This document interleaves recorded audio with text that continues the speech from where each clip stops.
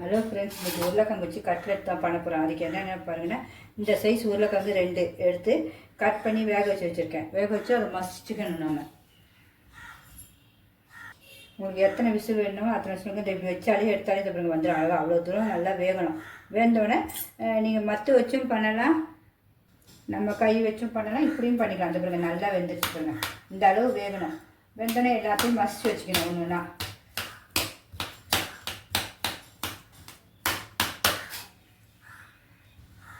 நான் இப்போ ஈவினிங் தான் செய்கிறேன், 4 மணிக்கு தான் செய்கிறேன். இதை வேக வச்சு நல்லா இதில் போட்டுக்கணும். நல்லா ஆறணுன்னா பசங்க இப்படி போட்டுருங்க. ரொம்ப ஈஸியாக இருக்கும், குழந்தைங்களுக்கு ரொம்ப பிடிக்கும். இது நம்ம தோசைத்தில் சும்மா கட்லெட் அப்படியே செஞ்சிடலாம். அப்படி அது பிடிக்கிறதுனால ஒரு எண்ணெயில் வந்து ஒரு ப்ரெட் வச்சு இந்த ப்ரெட்டு துண்டு வச்சு புழிஞ்சு பொரிக்கணும். அதையும் நான் செஞ்சு காட்டுறேன். அதுவும் பிள்ளைங்களுக்கு பிடிக்கும் ரொம்ப. இதுக்கு தேவையானது என்னென்னா, ஒரு பெரிய வெங்காயம் ஒன்று எடுத்துக்கோங்க. உங்களுக்கு என்னென்ன தேவையோ எல்லாம் போடலாம். நான் குடமிளகா ஒரு சின்ன பீஸ் எடுத்துக்கேன், அதையும் இதை போடுறேன் பாருங்கள். கேரட் நல்லா துருணுது, எவ்வளோ நாளும் போல். நான் ஒரு அரை கரண்ட், ஆனால் அரை கரண்ட் எனக்கு வேண்டாம், இதுவே நிறையா இருக்குது. கால் குழப்பறம். இஞ்சி நல்லா சிறிதளவு நிறையவே எடுத்துருக்கேன். இது பாருங்கள், இஞ்சி. பச்சை மிளகா ஒன்று நல்லா இப்படி ரவுண்ட் ரவுண்டாக அழகாக மெலிசாக கீறி வச்சுருக்கேன், அதையும் போட்டுருங்க. அப்புறம் இந்த கொத்தமல்லி விழுதையும் போட்டுருங்க. தண்ணி ஊற்றக்கூடாது, தண்ணி ஊற்றாமல் தான் பேசணும். அதுக்கப்புறம் நம்ம இந்த காஞ்ச மிளகா வச்சோமா அப்படியே ஒன்று பாதியமாக நுணுக்கி வைக்கிறோமா மிக்சியில், அப்படி அது கொஞ்சோண்டு, மிளகாத்தூள் கொஞ்சம் காரத்துக்கு, பெப்பர் தூள் சீரகமும் மிளகும் சேர்ந்து வச்சுக்கேன், அது கொஞ்சம், மஞ்சத்தூள் கொஞ்சம், எல்லாம் இதிலே போட்டுருவேன். அதுக்கப்புறம் உப்பு நம்ம தேவைக்கேற்ப உப்பும் தேவைக்கேற்ப. இது டேஸ்ட்டு ரொம்ப சூப்பராக இருக்கும். இன்னும் இருக்குமான்னு தான் பிள்ளைங்க கேட்போம், அவ்வளோ ஒரு டேஸ்ட்டாக இருக்கும். செஞ்சோடனே காலியாகிடும். அப்புறம் அதுக்காக இப்போ அரிசி மாவு இல்லைன்னா கார்ன்ஃப்ளவர் மாவு ஏதாவது ஒன்று. நான் அரிசி மாவு தான் போட போகிறேன், கார்ன்ஃப்ளவர் மாவு இல்லை. அது அரிசி மாவு நல்லா வறுத்து இந்த அரைச்சி வச்சுருக்கேன் பாருங்கள். நல்லா இதில் இந்த பெரிய ஒரு சின்ன கரண்டி, இந்த கரண்டி மாதிரி இருக்க ஸ்பூன்லேயே பெரிய சைஸ் இருக்கிறதுல ஒன்று போடுறேன் ஃபுல்லாக. இன்னும் ஒரு அரை எல்லாம் போட்டு பிசைஞ்சு காட்டுறேன் பாருங்கள்.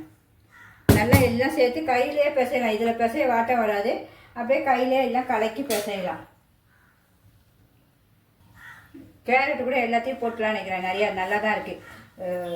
சாப்பிட்டா போட்டால் தான் எல்லோரும் சாப்பிட்றலாமே. நம்ம போட்டு எல்லாமே பிசைஞ்சிடலாம்.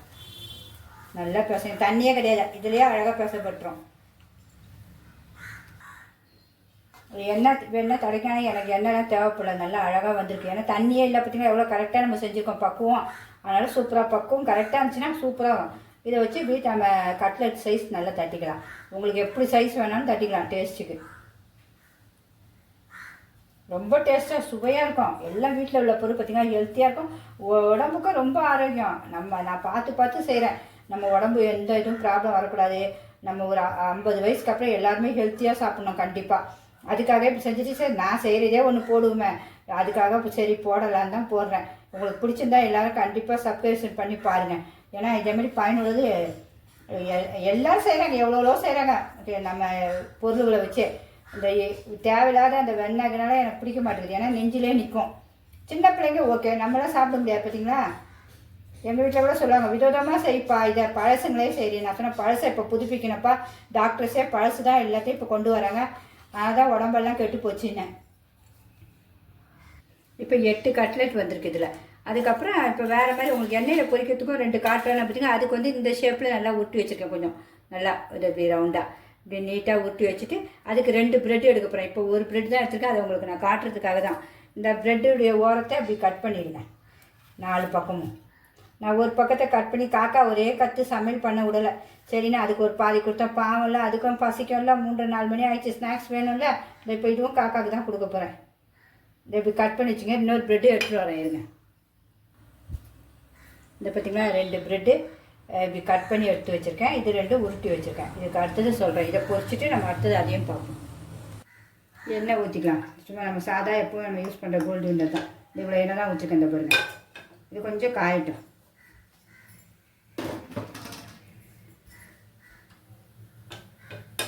காஞ்சனா மெதுவாக இப்படி ஒன்றுனா போடுவோம். நமக்கு எத்தனை பிடிக்குமோ அத்தனை. ஆனால் ஸ்லோவிலே தான் வேக வைக்கணும். இப்போ நான் கொஞ்சம் வச்சுருக்கேன் சூடு சட்டி வரத்துக்காக, அப்புறம் குறைச்சிடுவேன்.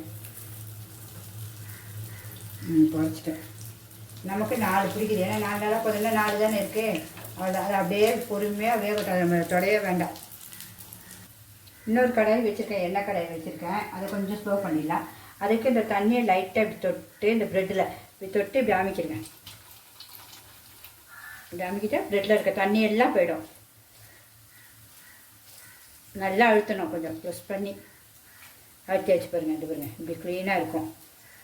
அப்புறம் இதை அதை உள்ளே வச்சு இந்த அப்படியே மூடிட வேண்டியதான். நீங்கள் நல்லா உருட்டை பண்ணால் அழகாக உருண்டை ஆகிடும். நமக்கு இதாகிடுச்சு பாருங்கள், சூப்பராக. இப்போ வந்து இதை அழகாக மாற்றி போட்டுடணும். இந்த கட்லெட்டை ஸ்லோவாக எப்படி அழகாக வந்துருக்குங்க, நல்ல கலரு, ரொம்ப டேஸ்ட்டாக இருக்கும். இது குழந்தைங்க விரும்பி சாப்பிடலாம். எண்ணெயே கிடையாது பார்த்தீங்களா. நம்ம சாஸ் வச்சு கொடுத்தீங்கன்னா அந்த குழந்தைங்க அவ்வளோ அழகாக சாப்பிட வந்துடுங்க. எவ்வளோ நல்லா கிறிஸ்பியாக எவ்வளோ அழகாக வந்துருச்சு பாருங்கள். இப்போ அடுத்தது வந்து எண்ணெயில் வச்சுருக்கேன், அதையும் பார்க்கலாம்.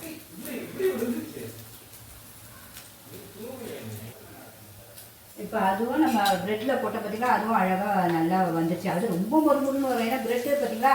ஆனால் எண்ணெயிலே இருக்கும். நமக்கு அது எல்லாருக்கும் அது இப்போ எனக்குலாம் அது பிடிக்காது. சின்ன குழந்தைங்க சொல்லிட்டு இது ஓகே சூப்பர். பாருங்க எப்படி இருக்குது பாருங்கள். இதில் தெரியுது, உங்களுக்கு தெரியல. இது பாருங்க, ரொம்ப சூப்பராக இருக்கும். மொறுன்னு இருக்கும். அது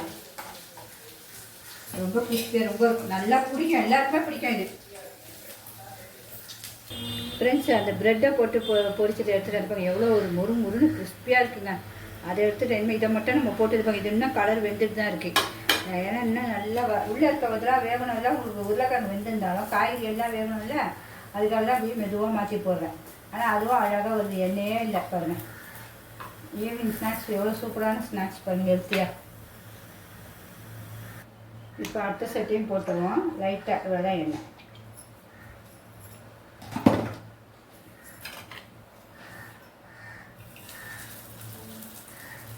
இந்த 4த்தையும் போட்டுருவோம். அதுதான் அப்படியே வேகட்டும். எண்ணெய் இருக்கிறத சும்மா அப்படி பண்ணிட்டாலே அழகாக வந்துடும். இங்கே பாருங்கள், இதில் எல்லாமே இதை பொரிச்சு எடுத்துருக்கேன் பாருங்கள், என்ன அழகாக சூப்பராக இருக்குது பாருங்கள். நான் அதையும் பொரிச்சு எடுத்துகிட்டு ஒரு டீ போட்டு ஈவினிங் ஸ்நாக்ஸ் குடிப்போம். மைதா சேர்க்கவே மாட்டேன், ஏன்னா மைதா அவ்வளோ ஒரு கெடுதி. அதனால் மைதா இல்லாமல் பொருள் தான் செய்வேன். இங்கே பலகாரம் செய்யும்போதே காக்கா கற்றுது பாருங்க, எவ்வளோ மொறுன்னு இருக்குது பாருங்க. சவுண்டு கேட்குதா? மொறுன்னு இருக்கும். அடுத்ததையும் மாற்றி போட்டுருவோம். அப்படி பார்த்தீங்களா எவ்வளோ அழகாக வருது பாருங்க. காய்கறி அவ்வளோ ஸ்ட்ரென்த்து பார்த்தீங்களா. கேரட்டு, குடமிளகா, இஞ்சி போட்டிருக்கோம், கொத்தமல்லி, கருவேப்பிலை எல்லாம் காரம் எல்லாமே போட்டிருக்கோம். டேஸ்ட்டு ரொம்ப நல்ல டேஸ்ட்டாக இருக்குது. டேஸ்ட்டும் செம்மையாக இருக்குது. ஹலோ ஃப்ரெண்ட்ஸ், 2 உருளைக்கிழங்கு நமக்கு எத்தனை வந்திருப்பாங்க? 2, 4, 6, 8, 10 வந்திருக்கு. நல்லா பெருசாக செஞ்சுருக்கேன். எவ்வளோ கிறிஸ்பியாக இருக்குது பாருங்கள். நல்லா பிக்கே இருக்குங்க பார்த்தீங்களா, எவ்வளோ கிறிஸ்பியாக இருக்குது பாருங்கள். ரொம்ப டேஸ்ட்டாக சுவையாக இருக்கும். நல்லா டேஸ்ட்டுங்க, மொறுன்னு இருக்குது. இந்த பிக்கல் பயிர் எவ்வளோ உள்ள சாப்பிட்டா எப்படி இருக்குது பாருங்கள், நல்லா வெந்து. இப்போ செம்ம டேஸ்ட்டுங்க, வேறு லெவல். இதை சாப்பிட்டுட்டு இதில் ஒரு கிளாஸ் டீ குடிக்கும்போது எவ்வளோ டேஸ்ட்டாக இருக்குங்க. இது ரொம்ப கிறிஸ்பியாக இருக்குது. நம்ம ப்ரெட்டில் பொரிச்சிருக்கோம் பார்த்தீங்களா. உங்களுக்கு சின்ன பிள்ளைங்க ஓகேன்னா இதில் செஞ்சு கொடுங்க, ரொம்ப டேஸ்ட்டாக இருக்குது. எல்லாருமே செஞ்சு பாருங்கள். நல்லா இருந்துச்சுன்னா சொல்லுங்கள், கண்டிப்பாக நல்லா இருந்துச்சுன்னு. இது பயனுள்ளதாக எல்லாருக்கும் போடணும். எல்லோரும் பாருங்கள், ரொம்ப டேஸ்ட்டாக இருக்கு. ஆனால் இன்னொரு வயசு சாப்பிட்டுட்டே பேசலான்னு நினைக்கிறேன். ஒன்று காலி பண்ணிட்டேன் பாருங்க ஒரு செகண்டில். ஓகே ஃப்ரெண்ட்ஸ், பாய்.